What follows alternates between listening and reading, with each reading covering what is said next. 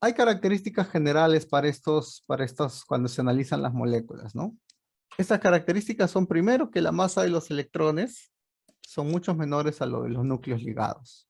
O sea, la masa de los electrones son mucho más pequeñas que la masa de los núcleos.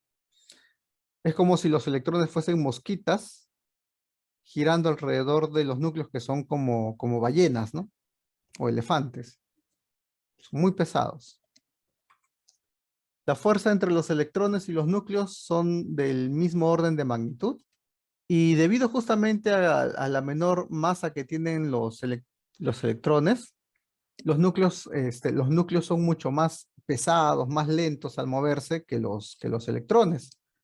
Entonces, estos núcleos que tenemos aquí se pueden considerar hasta fijos, ¿no? Si es que tú analizas la ecuación de Schrödinger para los electrones. Los neutrones no van a interactuar con los electrones, solo con los protones a través de la fuerza fuerte. Y la evidencia de difracción de rayos X y de espectros de emisión muestran que las capas internas, ¿no? Esas capas que yo les mencionaba de los átomos multielectrónicos, no se ven alteradas, ¿no? O sea, la interacción entre los electrones de dos moléculas solamente es a través de los electrones más externos, que a lo que los químicos llaman electrones de valencia. Y ahora podemos más o menos ver cuáles son los órdenes de magnitud de estas fuerzas, ¿no? Intermoleculares. Si A, por ejemplo, es la separación media entre esas dos moléculas, por el principio de exclusión por el principio de incertidumbre de Heisenberg, yo puedo determinar el valor aproximado, ¿no? De la cantidad de movimiento que va a tener. Como esa distancia más o menos de un Armstrong, aquí ya estoy colocando en vez de P, estoy colocando la energía. Este P cuadrado entre 2M es la energía, ¿no? Entonces esa energía sale aproximadamente de 8 voltios. Entonces la energía de los electrones en los núcleos es más o menos del mismo orden de magnitud que la energía de los electrones en el átomo de hidrógeno. Incluso es un poco menor, ¿no? Porque los electrones en el átomo de hidrógeno son de 13,6 electronvoltios. Aquí estamos hablando de 8 electronvoltios, ¿no? Las transiciones en electronvoltios son siempre del tipo ultravioleta. Por eso es que en el espectro de emisión del hidrógeno, usualmente tenemos la mayor cantidad del espectro es ultravioleta. Una parte que es visible, que es la que hemos visto en el experimento, ¿no? Pero la mayoría es ultravioleta. O sea, está más o menos por esta zona, estas frecuencias, ¿no? O estas longitudes de onda. Por ejemplo, ¿no? Para 400 nanómetros, un lambda de 400 nanómetros, yo puedo calcular la energía y sale más o menos del orden de un electronvoltio, ¿no? Entonces, por eso digo que estas energías de los electrones, tanto en moléculas como en átomos, son de esta zona, ¿no? De esta área que está aquí. Para el caso de las vibraciones y las rotaciones, que están cuantizadas también, podemos hacer un orden de magnitud de estas vibraciones. Las vibraciones se pueden modelar como oscilaciones armónicas con una constante K y una frecuencia omega n, que sería la raíz de K entre M, ¿no? M es del orden de magnitud de la masa de los núcleos. Si yo hago un ratio, una división de esta energía, ¿no? De esta energía, por ejemplo, de vibración, y la energía, por ejemplo, de los electrones cuando están girando alrededor del núcleo, lo que obtendría sería este ratio, ¿no? De masa del electrón entre masa de los núcleos de la molécula. Entonces, esta energía de vibración lo puedo determinar en orden de magnitud pasando a multiplicar esta energía de los electrones.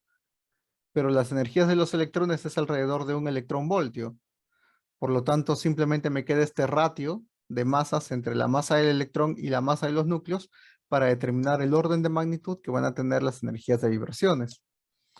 Si sustituyo los ratios, te va a dar un 10 a la menos 3 veces la energía del electrón, y este es el sector infrarrojo, ¿no?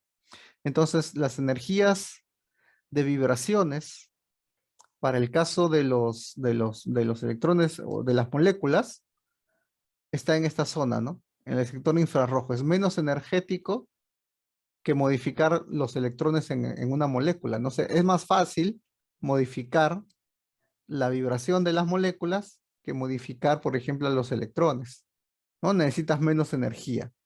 Y esta energía infrarroja de vibración es justamente energía térmica, ¿no? De manera análoga, yo puedo, por ejemplo, ahora considerar aquí las energías rotacionales, ¿no? El momento de inercia para una molécula es ma cuadrado entre 2, donde es esta separación.